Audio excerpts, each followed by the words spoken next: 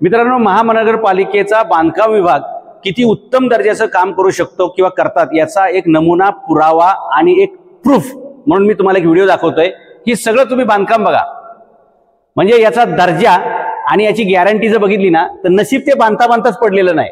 Okay. आणि हे दुर्गा टेकडीच्या पायथ्याला असणारे डॉल्फिन वॉटर पार्क जे आहे त्या वॉटर पार्क मध्ये बनवलेलं रेन डान्सची ही योजना आहे. तो पाऊस वरून पडता पडता ही इमारत कधी खाली पडेल याचा काही नेम नाही. याच्या चिरा गेलेल्या बघा. आणि हे बघा बांधकाम कसं केलेलं आहे, म्हणजे थातूर मातूर बांधकाम केलेले.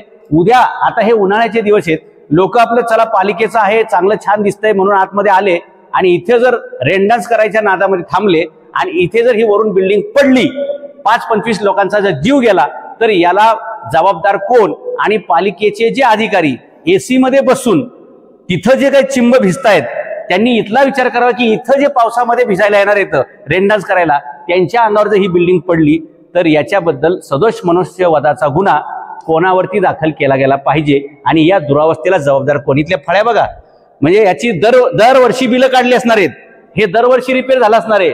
याचा हिशोब पालिकेच्या अधिकाऱ्यांना विचारला गेला पाहिजे. जनता राजा आहे, प्रजा ही राजा आहे, राजाने हिशोब विचारायला शिकलं पाहिजे.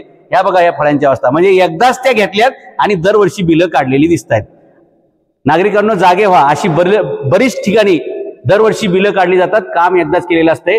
म्हणजे अधिकाऱ्यांना इन्कम लाईफ टाईम, सुविधा वन टाइम. गणित कसं अधिकाऱ्यांचं? सुविधा वन टाइम, अधिकाऱ्यांना कमिशन आणि मार्जिन आणि काम लाईफ टाईम.